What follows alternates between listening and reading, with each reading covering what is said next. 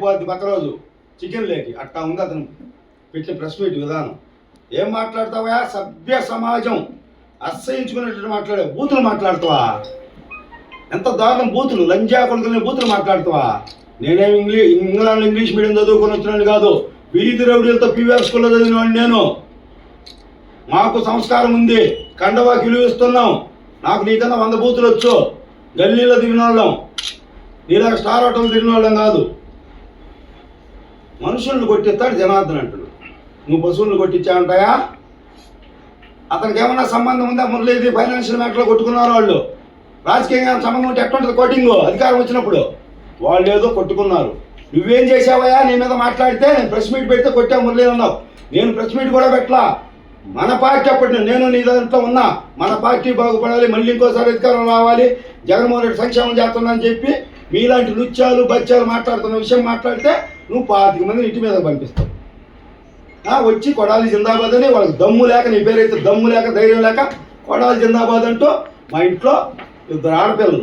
అప్పుడు వాళ్ళు 6th class, ఇప్పుడు 9th వచ్చాడు. మా కొడుకు అప్పుడు 8th క్లాసు 9th క్లాసు, ఇప్పుడు ఇంటర్కి వచ్చాడు. వాళ్ళని కొడుతూ కుర్చీలు పగలగొట్టి, నా బండి పగలగొట్టి భయభ్రాంతులకు గుర్తు చేశావు. సరే వాళ్ళు గట్టి బిడ్డలు కాబట్టి భయపడలా. అదే ఇంకొకరైతే ఏం చేస్తారా? ఆత్మహత్య చేసుకుంటారు. నీలాంటి బూతులొద్దు, మా బాబు గారిని గౌరవిస్తాను. నీలాంటి వాళ్ళు ఆత్మహత్య చేసుకునేవాళ్ళు అంతటితో వదిలేవా? నైట్ మళ్ళీ 1 గంటప్పుడు రౌండ్ లేపించావు. పక్క రోజు నేను తలదాచుకోవాలా భయపడలే. ఇప్పటివరకు ఎన్నో ప్రెస్ వాళ్ళు తలదాచుకున్నాడు, భయపడ్డాను.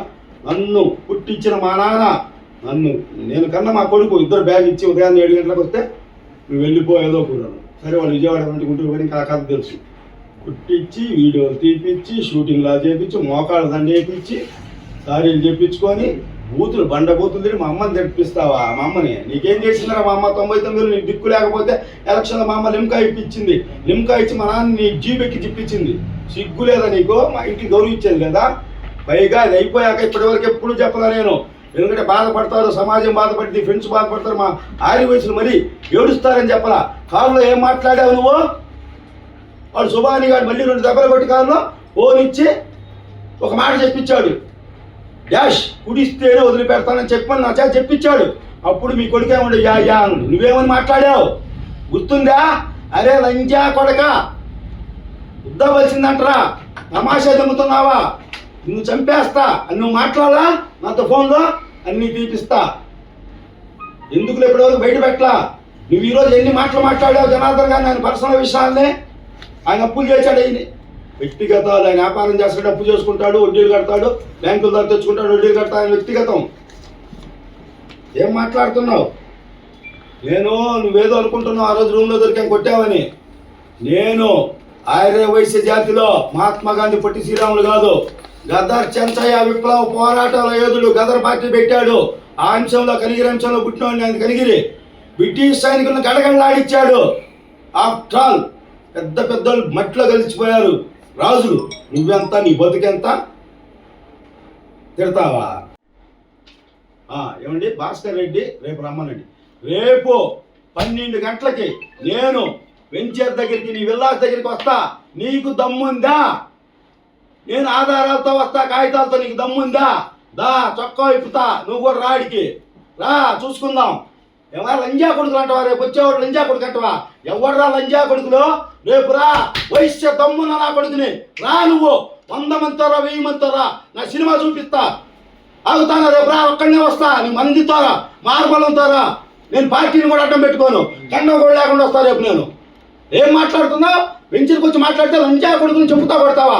ఎవరిని కొడతావురా? నువ్వు చేసిన అక్రమాలు, దుర్మార్గం. ఎస్సీ కూడా ఇప్పుడు కూడా చెప్పాడు, అది రేపు ధర్నాకు వస్తా అన్నాడు. కాళ్ళు పట్టించుకుంటావా?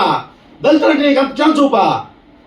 తస్మాత్ జాగ్రత్త, నోరు అదుపులో పెట్టుకొని మాట్లాడు. నువ్వు జనార్దన్ మీద అన్ని ఆరోపణలు చేస్తావా? అతనికి వెంచర్ సంబంధం కానీ, ఫ్లెక్సీలు కానీ, నేను పెట్టే ప్రెస్ మీట్ కానీ ఒక్క మాట ముందు చెప్పను.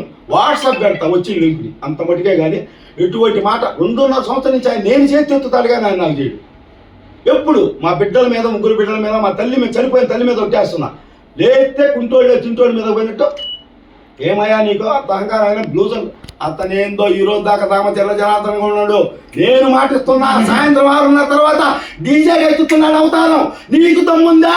డీజేని పే చేసే దమ్ముందా? అరే అధికారంలో ఎవరున్నారా? డీజే వల్ల నువ్వన్నా ఈ రాష్ట్ర చరిత్రలో సిగ్గు చేయటం ఒంగోలుకి 40,000 తోడిపోయి 34,000 63,000 63 ఓట్లతో పోయావు. సిగ్గు లేదా? సిగ్గు రాలేదా? ప్రజలు నమ్మారేమో భూకబ్జా నమ్మేదేనా? నమ్మకుంటే ఎందుకు వేస్తారు ఆ ఓట్లు?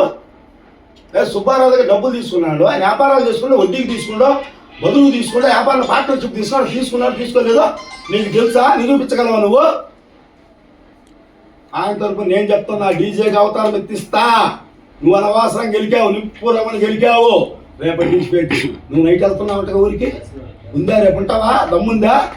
3 నెలలు అప్పులు తెచ్చుకుంటాడు. ఏమాడితే నీకు వస్తాయి? ఏం వ్యాపారం చేస్తే వస్తాయి? బయట ఊరు పోయి ఏం చేస్తే వస్తాయి డబ్బులు నీకు? నీకు వ్యాపారం ఉందా? వ్యాపారం ఉందా? ఏమన్నా ఉందా? కొట్టు ఉందా? బంగ్లా ఉంది? ఏమన్నా? నాకు 2 వ్యాపారాలు ఉన్నాయి. నన్ను అడిగేవాడు లేడు. నువ్వేమనుకుంటున్నావు?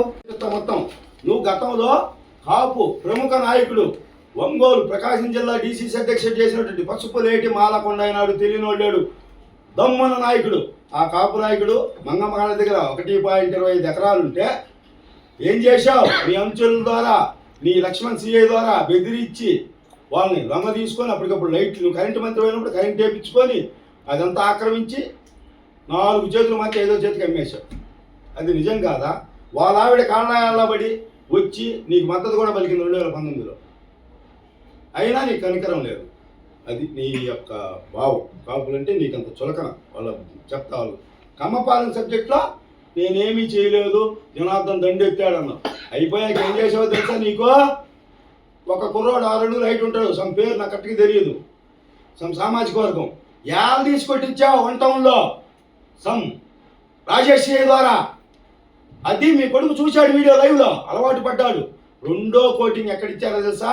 తాలూకాలో అదే కమ్మపాలెం సంఘటించిన ఇంకొక వ్యక్తిని తీసుకెళ్ళి ఎరగొట్టేసి కాళ్ళని పైకి కొట్టి వీడియో చూశాడు ఈ అబ్బాయి. అది అలవాటు పడే గుప్తాది 3వ వీడియో. మీరు ఫస్ట్ వీడియో నాది కాదు బాబు, నాది 3వది. నా నెంబర్ 3. మాకు 3 పిల్లలు.